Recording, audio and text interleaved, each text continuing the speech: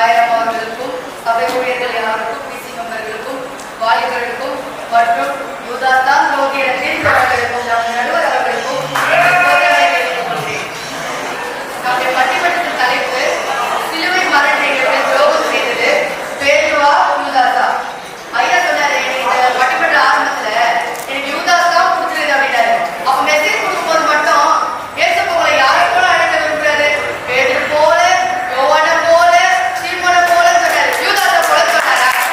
அப்பயும் பட்டிமன்றத்துல மட்டும் நான் வந்து எனக்கு யூதாஸ் தான் கொடுத்துருன்னு சொன்னாரு. அப்ப மெசேஜ் போட்டு பட்டிமன்றத்துக்கு போனா இங்க இருக்கிற எல்லாருக்குமே தெரியும் யூதாஸ் தான் துரோகின்னு. ஆனா நான் வசனத்தின் சாட்சியில யூதாஸ் தான் துரோகி என்று பேச வந்திருக்கிறேன். சீசர்கள் மொத்தம் 12 பேரு. அவங்கள வந்து கடவுள் வந்து உலகெங்கும் சுவிசேஷம் பிரசங்கிக்கவும் அவருக்காக எல்லா இடத்துக்கும் கொண்டு செல்லவும் இயேசுவானவர் வந்து அவர் தெரிந்து கொள்ளப்பட்டாரு. முதல்ல யூதாஸோட குணாதிசயங்களை சொல்லிடுறேன். அப்பதான் அவங்க எல்லாம் யார் யாருக்கு தெரியும்.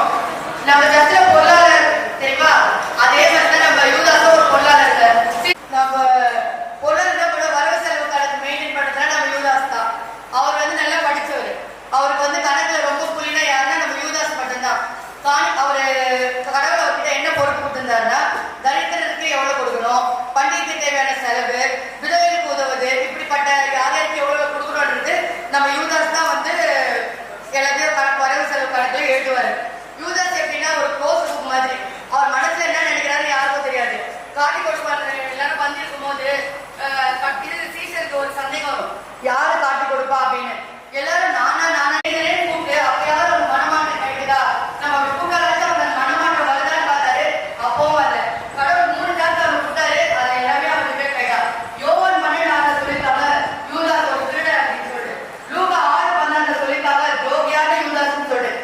எந்த இடத்துல வேதாகமத்துல துரோகியான பேதுருன்னு சொல்லவே கிடையாது. யோவான் 6:7 சொல்லியிருக்காங்க உங்களுக்குள்ளும் பிசாசு ஒரு நினைக்கிறான் அப்படின்னு சொல்றாரு. அந்த பிசாசு யாருன்னா இந்த யூதாஸ் காரியவர் தான்.